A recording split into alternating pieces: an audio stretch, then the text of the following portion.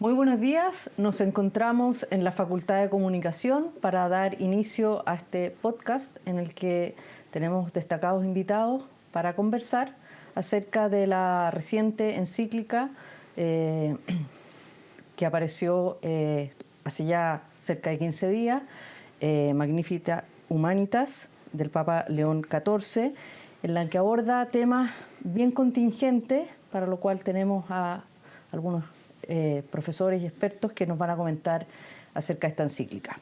Primero estamos con Felipe Pacheco.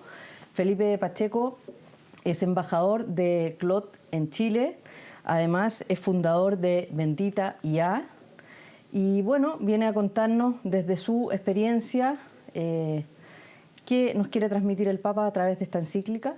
Muchas gracias, Felipe, por estar aquí con nosotros. Tenemos también a Matías Quer. Matías es profesor de la casa, profesor de la Universidad de los Andes, es doctor en filosofía, es integrante de Signos, del Instituto Signos, y experto en bioética. Y también nos encontramos aquí con el profesor de la Facultad de Comunicación, Guillermo Bustamante, doctor en comunicación, director del doctorado en comunicación y además experto en desinformación y fake news. Muchas gracias por estar aquí con nosotros. Y bueno, gracias a ustedes por la invitación. Damos inicio a la conversación contándonos ustedes, yo sé que algo saben, por qué Felipe, el Papa, decide entrar en este tema de la inteligencia artificial y cuál es el camino anterior. Tú algo me contabas ahí en el pasillo, de que había conversado con ustedes, con la empresa, con respecto a el uso de la inteligencia artificial. Cuéntanos un poco de esos detalles. Bueno, efectivamente es un camino que vienen recorriendo ya hace bastante tiempo. No es casual que participe a un nivel de mandatario un participante de una empresa privada en una encíclica. Creo que tiene una relevancia muy importante. Es un círculo tal cual como lo dice el nombre de la encíclica, que se devuelve ya después de 135 años. Creo que es un mensaje muy interesante en cómo, con mucha humildad, Anthropic dice, sabemos los límites que existen con nuestros modelos, que llegan a un borde donde el humano debería tener una participación mucho más importante. Por lo tanto, queremos ser acompañados por quienes quizás dominan de manera correcta el mensaje. Matías, el Papa, y aquí cito textual, llama a que la inteligencia artificial sea un talento entregado a la humanidad para que lo haga fructificar. ¿Cómo hacerlo? No es tan fácil, sí.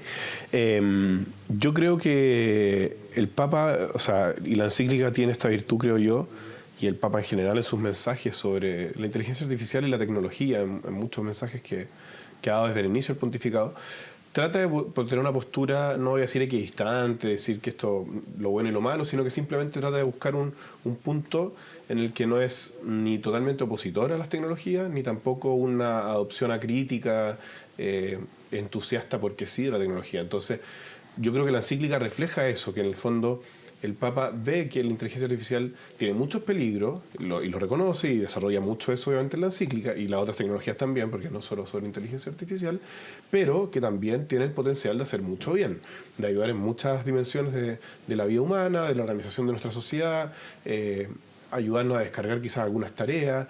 Y entonces el punto para el Papa, creo yo, es que esa tecnología esté al servicio de la humanidad y no más bien se nutra o explote a la humanidad.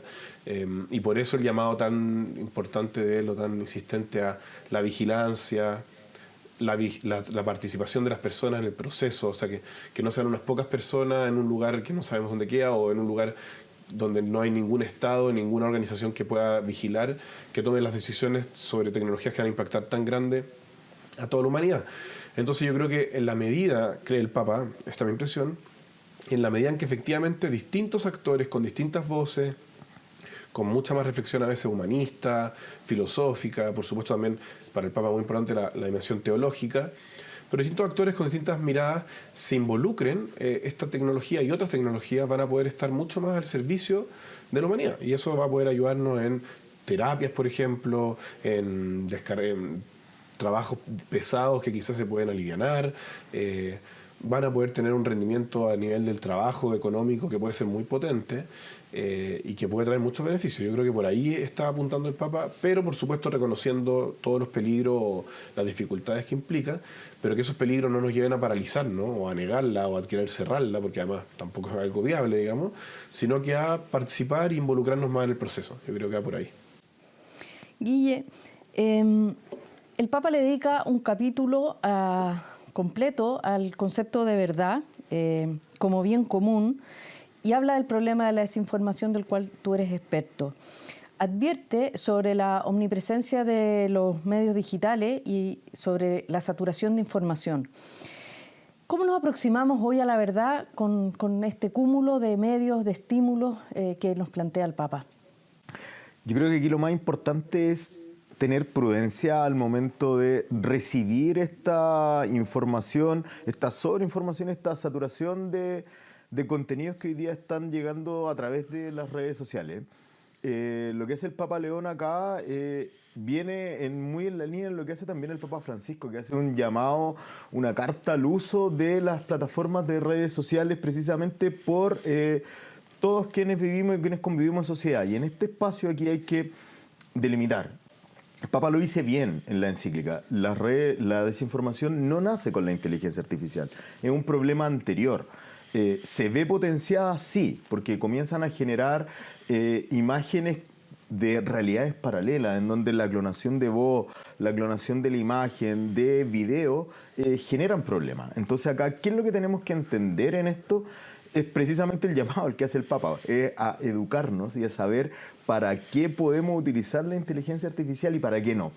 Matías lo plantea súper bien, la inteligencia artificial nos va a generar muchos beneficios como sociedad, pero también nos genera males, y estas dos caras de la moneda son las que tenemos que ponderar acá.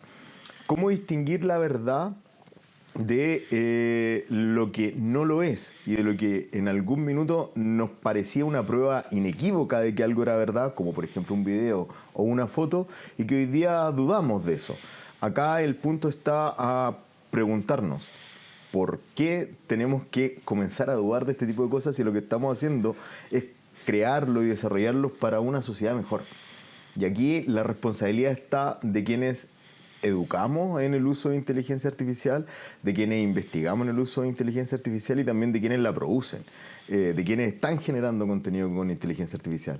A mí me parece que cada vez más tenemos que hacer una declaración de que el contenido está generado por inteligencia artificial, especialmente en contenidos que pudiesen ser más sensibles, imágenes, rostro, y tener mucho cuidado también con lo que recomendamos, porque dentro de las cosas que la inteligencia artificial puede recomendar, hay límites que son medio confusos. Estoy pensando básicamente en la inteligencia artificial que pudiese generar algún plan de dieta estricta para algún niño o algún adolescente que pudiese buscar cómo bajar de peso, y probablemente la inteligencia artificial sin ningún riesgo y sin mediar ningún riesgo le pueda dar ese tipo de espacio, y algo que nos pueda generar más daños que beneficios tal vez. Felipe, y un poco siguiendo con lo que conversa Guille, el Papa nos plantea un concepto que de alguna manera ha sido bien debatido, discutido, el concepto de desarmar la IA. ¿Qué opinas tú frente a eso? ¿Cómo lo recibes tú? ¿Y qué propones al respecto? Bueno, Anthropic siempre se ha destacado desde sus fundadores y cofundadores en estar bastante cercano a la ética. Crear sus modelos con ética embebida. Hoy día cuando tú ocupas los modelos de Cloud Code, si estás sobrepasando algunos límites, por ejemplo la ley de protección de datos personales, aparece un warning dentro del desarrollo. Otras tecnologías no lo tienen. Entonces, el mensaje que está detrás con respecto a que tú usas una tecnología que puede escapar de los límites es súper clara desde el punto de vista de Anthropic, y lo hacen notar cada vez más. O sea, no tienes una herramienta que realmente puedas hacer lo que quieras con ella. Y eso es una demostración correcta de que, si bien es cierto, hoy es la inteligencia artificial más poderosa del mundo, tienen claridad de que no debe estar en manos de pocos. Porque creo que a lo mejor la palabra desarmar a las personas que no entienden es como un poco dura, pero yo la entiendo completamente. Entiendo que se va a generar una brecha demasiado grande en países muy desarrollados o en empresas muy poderosas, y no debería ser así. Entonces, ellos demuestran al acercarse en esta encíclica que quieren ir de la mano de quienes conocen cómo deberían ocuparse las herramientas. ¿Y ustedes como empresa, cómo pueden colaborar para que no se produzca esta, de alguna manera, diferenciación entre distintos grupos de personas, unos que saben manejarla de manera muy fácil y otros que definitivamente se quedan abajo y no pueden subirse al barco?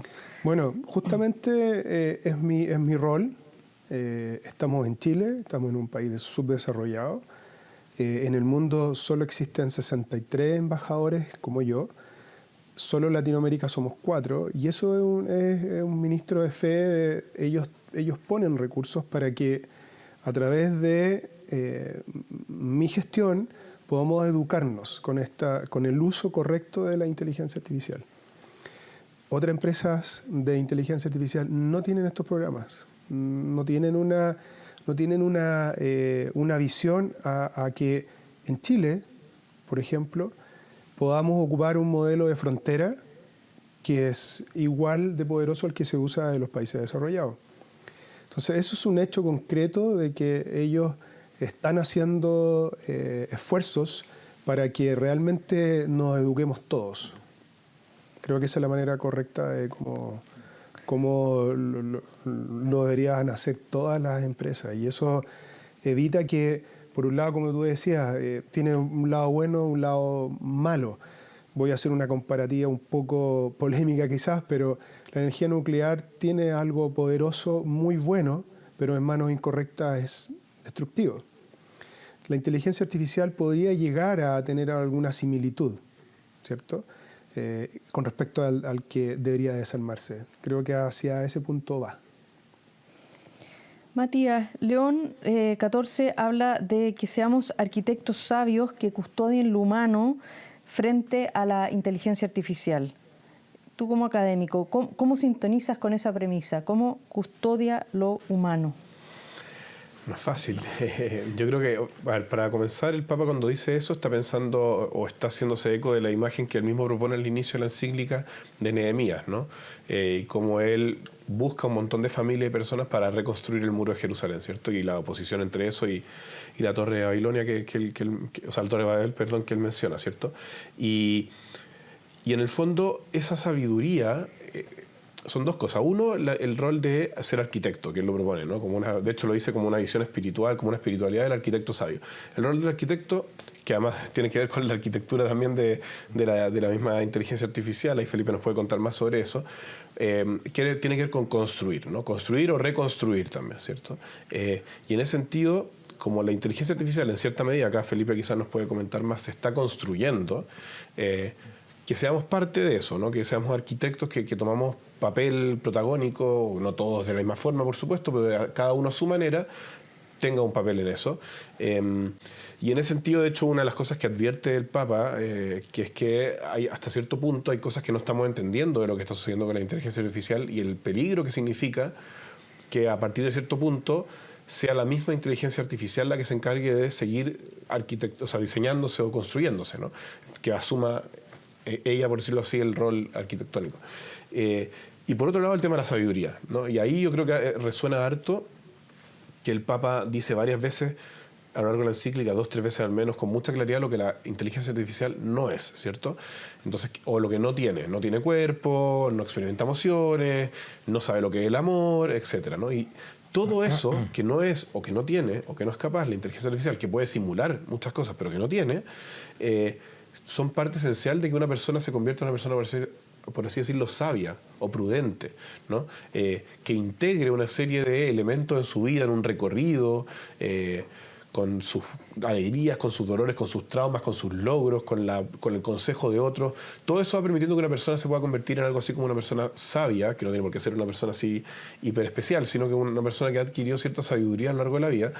Y por lo tanto, con esa experiencia que solamente las personas podemos tener, y todos tenemos acceso a eso eventualmente, tenemos que hacernos cargo de participar en la arquitectura de la inteligencia artificial. Porque hay un elemento humano que solamente los humanos podemos aportar, y que de hecho sería peligroso que no estuviera involucrado en el proceso, y que tiene que ver con, por ejemplo, mucho la prudencia, asumir qué significa esto en cada caso, cuáles son las consecuencias, las implicancias de, por ejemplo, en la educación, o sea, una adopción acrítica en la educación, hacernos cargo de que ya esta tecnología puede parecer muy interesante, pero en un mal uso, ni siquiera en manos inadecuadas, un mal uso de ella puede significar un deterioro cognitivo del estudiante o un incremento del problema de salud mental de una persona un adolescente que está pasando un problema de salud mental, cosas que se han visto, digamos, ¿no? Entonces, yo creo que el llamado del Papa es: integremos en nuestra vida muchos elementos que están en la doctrina social de la Iglesia, pero que también muchos son de sabiduría común, o que puede ser compartida y conocida por otras personas que incluso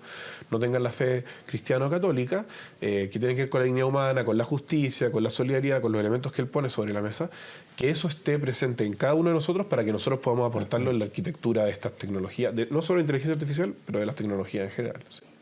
Felipe, ¿cómo crees tú que desde la empresa pueden aportar a la construcción de esta arquitectura que nos llama el Papa? Justamente se dice de una manera, la inteligencia artificial la construimos nosotros.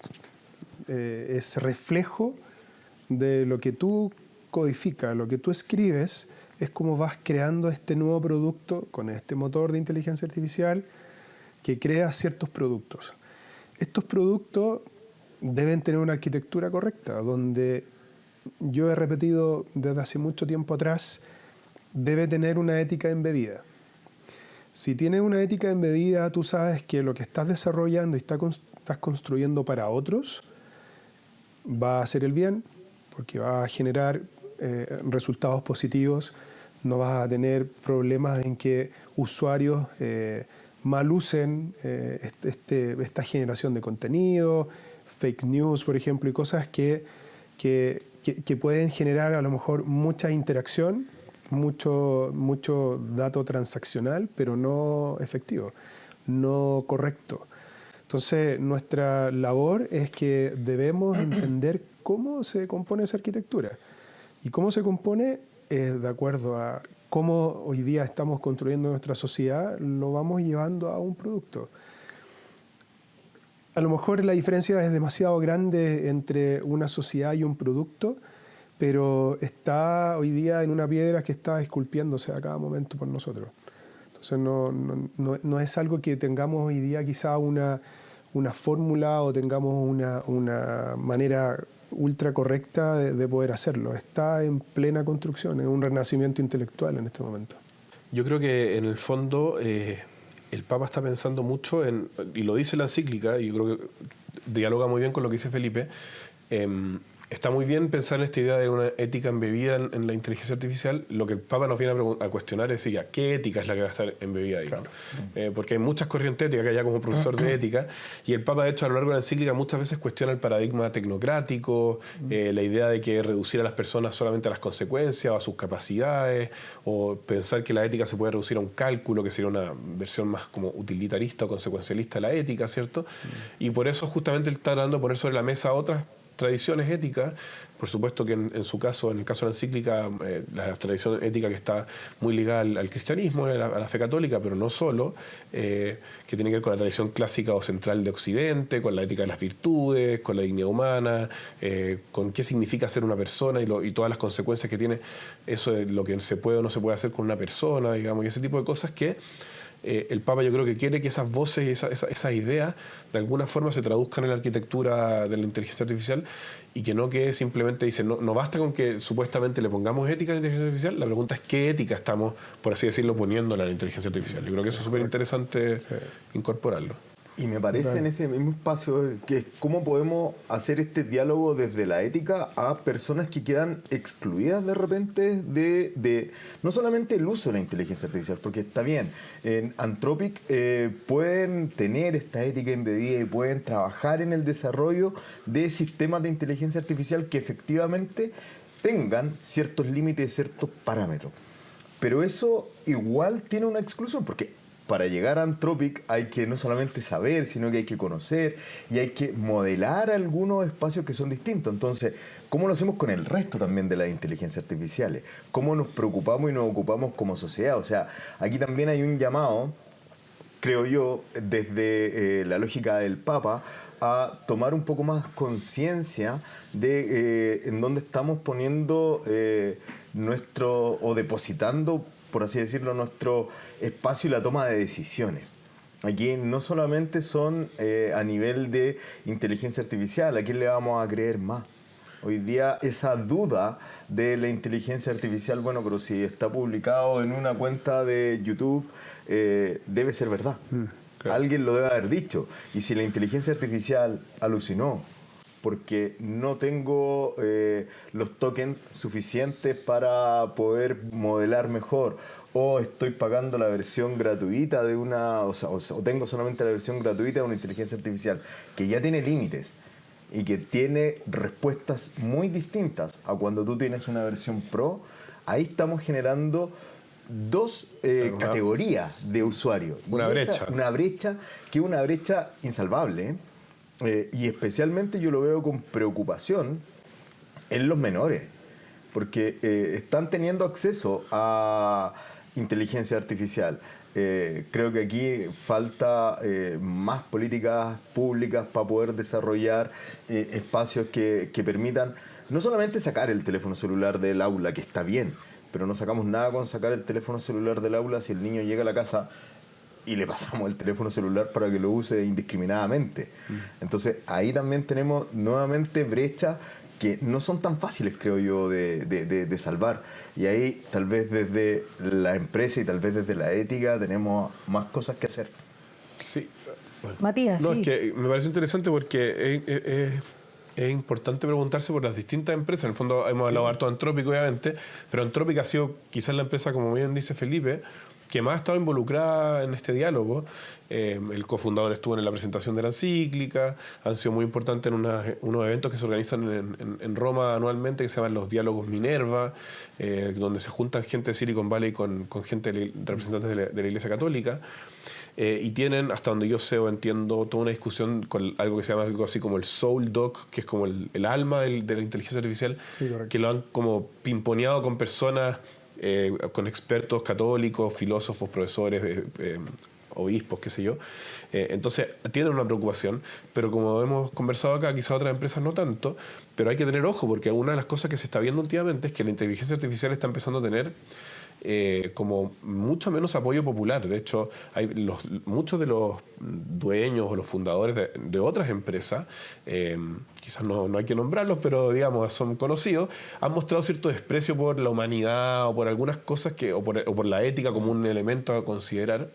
Y se les está empezando a volver en contra a la gente, que tampoco la gente no es tonta y participa. Hace poco, no sé quién fue, pero uno de ellos estuvo en un acto estos de fin de año de las universidades en Estados Unidos, que lo invitaron a hablar, y cuando mencionó la inteligencia artificial, todo el mundo empezó a buchar. Entonces, también, si no es por las buenas, puede ser por las malas que se den cuenta que quizás el camino que tomó Anthropic, un poco, no sé si por iniciativa personal o por qué motivo, pero que lo viene haciéndose más largo, quizás van a tener que tomarlo sí o sí, porque si no, igual al final hay un tema de cómo es valorada, digamos, la empresa y las mismas personas, los dueños, por parte de la sociedad. Y eso puede ser una forma negativa de empujarlos a adoptar más medidas, digamos. Sí, yo creo que por dónde empezar es por la educación. O sea, el punto trascendental de todo, de la humanidad debería ser, y nuestra principal preocupación hoy día es dónde se van a educar nuestros hijos. ¿Y de qué manera? ¿Qué aspectos crees tú que debiéramos ponerle ojo, poner la mirada, dónde tenemos que reforzar la educación de nuestros hijos con respecto al uso de la inteligencia artificial y de la tecnología que venga? Sí, primero es que las casas de estudio tengan claridad de que esto cambió. no es un nice to have, no es algo que está pasando como una herramienta de moda, no es algo poco común. Está cambiando la humanidad hoy día. Nace para poder generar análisis, nace para las empresas. Anthropic tiene verticales súper concretas y es como fue siendo muy específica en compliance, en ciberseguridad. Hoy día está trabajando en temas relacionados con humanidad, con emotions y modelos de ese estilo que tienen más relación con imagen y cosas de ese estilo. Pero creo que a nivel industria de inteligencia artificial quizás no tenían tan claro el impacto que iba a tener. Por lo tanto, no empezaron por la educación. Hoy día existen muy pocos proyectos a nivel mundial que tienen dentro de la universidad, y voy a usar de nuevo esa palabra que me encanta, embebida la inteligencia artificial. Porque claro, por un lado no sabemos cómo nuestras generaciones quieren estudiar, que es muy importante, cómo quieren estudiar las próximas generaciones. Porque el acceso al Internet, a todos los dispositivos, ha hecho que las fuentes, muchas veces hoy día de los más chicos, sean el YouTube, sean las redes sociales, y están equivocadas. Entonces, ¿cómo logramos que las casas de estudio tengan una relación con estas nuevas, con estas redes sociales o estas formas de cómo nuestros hijos se están educando?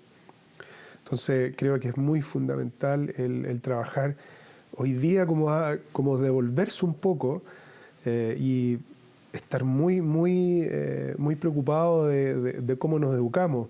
Hoy día, por ejemplo, en Chile, la cantidad de egresados en ciertas áreas es brutalmente alta, cuando ciertos modelos generan gran cantidad de ese trabajo que hacen estos egresados de carreras actualmente en Chile, y el mercado no va a ser capaz de suplir toda esa excesiva oferta. Claro, absorberlos. Exacto, entonces se va a generar ahí una brecha de nuevo económica también, más que una brecha educacional.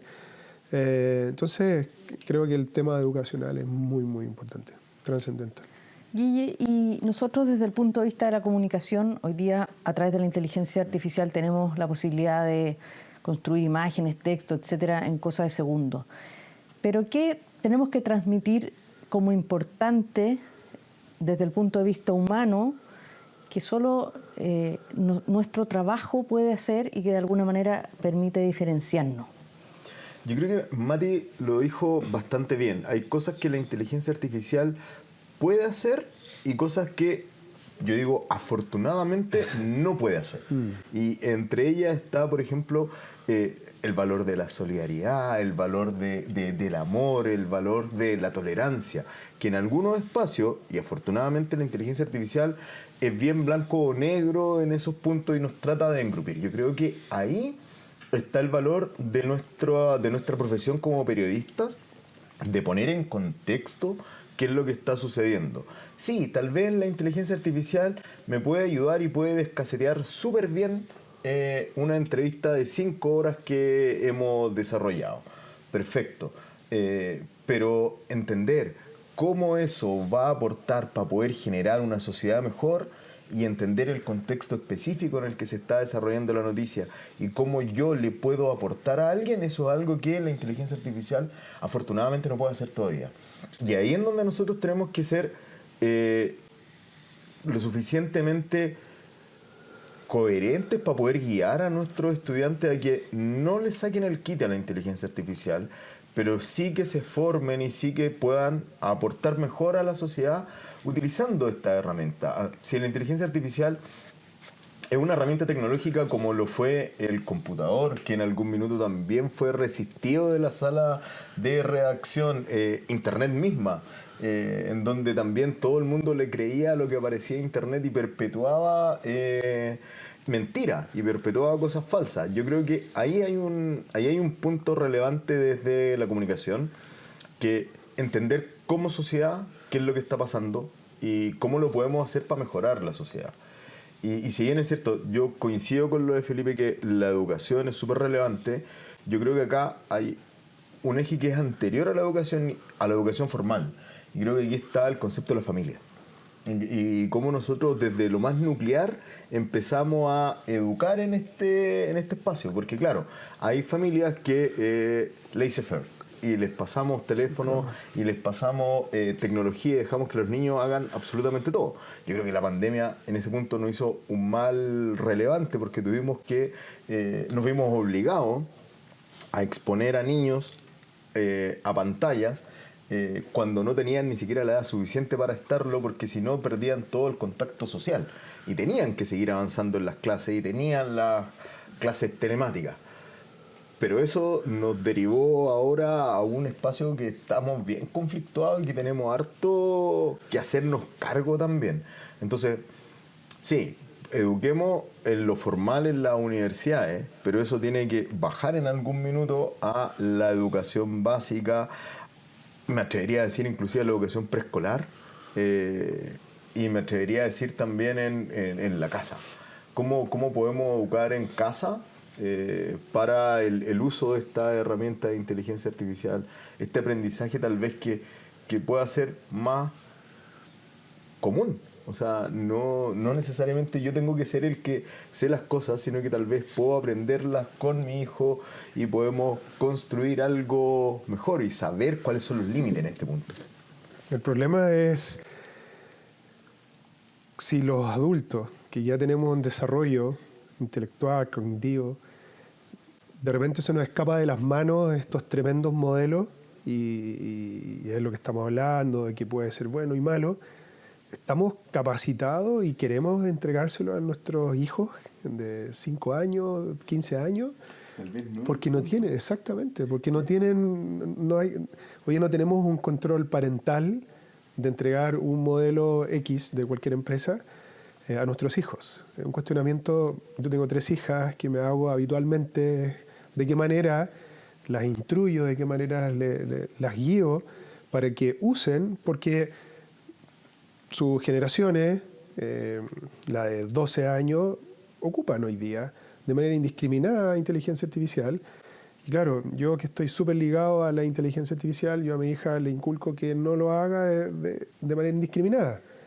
Entonces, ¿estoy fallando porque la pongo en desventaja con respecto a las demás compañeras? No, lo estoy haciendo de manera correcta. Pero el entorno, la sociedad, es lo mismo que el acceso a las redes sociales, ¿cierto?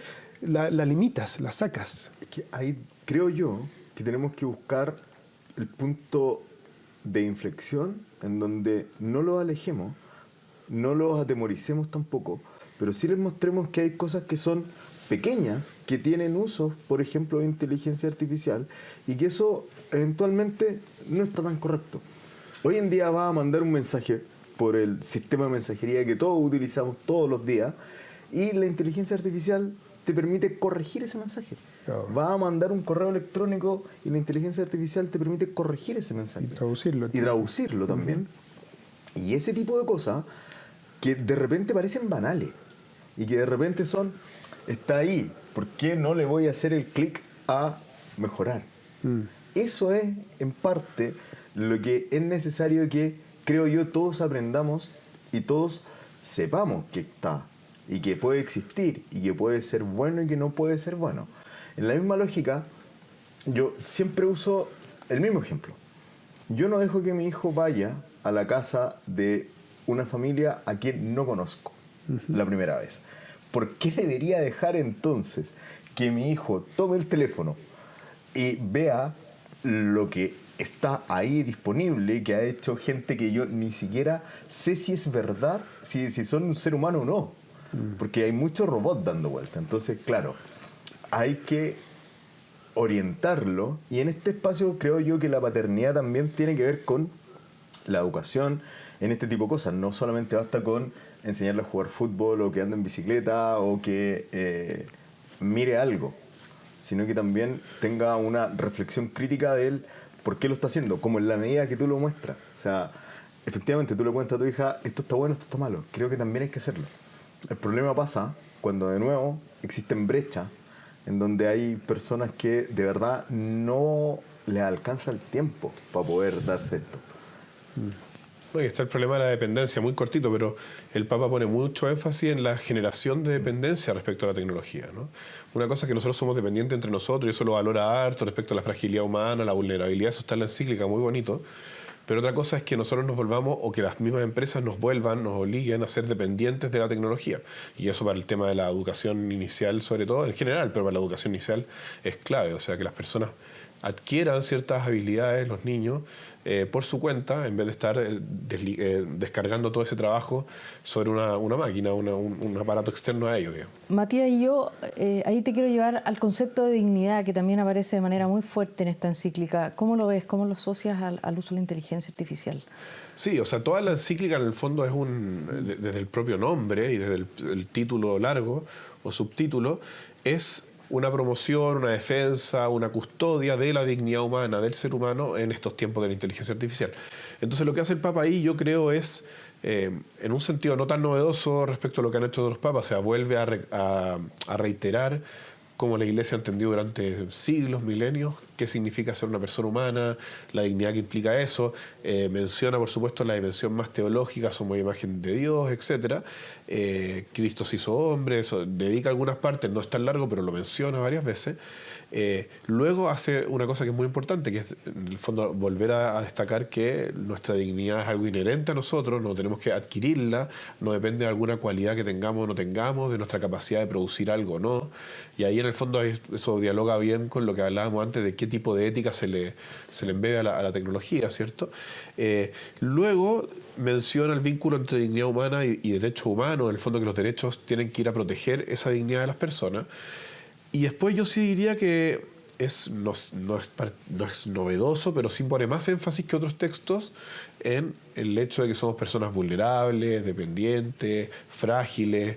En el fondo, un poco el contraste con las corrientes transhumanistas y posthumanistas que apuntan a una especie de seres humanos o posthumanos que se ven como mucho más perfectos, más autosuficientes, y cómo en realidad nosotros, las personas, florecemos y tenemos nuestra dignidad intrínseca, pero florecemos a través incluso del sufrimiento, nuestras limitaciones, etc., ¿no? Entonces, que esa dignidad no depende de que seamos cada vez más eficientes, y eso es un riesgo, digamos, con las máquinas. De hecho, lo menciona con el tema del trabajo. Uno de los problemas que puede haber ahí es que se le empieza a exigir a las personas estándares de trabajo, de capacidad, análogo a los de las máquinas, que no necesitan descansar, etc.